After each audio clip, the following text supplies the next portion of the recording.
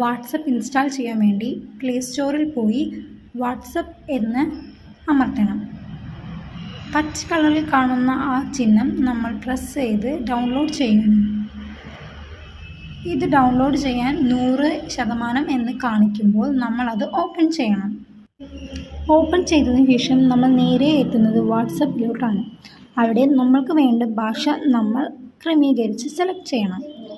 അവിടെ കാണുന്ന പച്ച ബട്ടണിൽ അമർത്തിയാൽ ഒരു വെള്ള കളർ കാണും. അതിൽ അമർത്തിയതിന് ശേഷം നമ്മുടെ ഫോൺ നമ്പർ അവിടെ അടിച്ചു കൊടുക്കേണ്ടതാണ്. ഫോൺ നമ്പർ അടിച്ചു കൊടുത്തതിന് ശേഷം താഴെ കാണുന്ന പച്ച ബട്ടണിൽ അമർത്തിയാൽ നേരെ പോകുന്നത് വെരിഫൈ എന്നുള്ള ചിഹ്നമായിരിക്കും.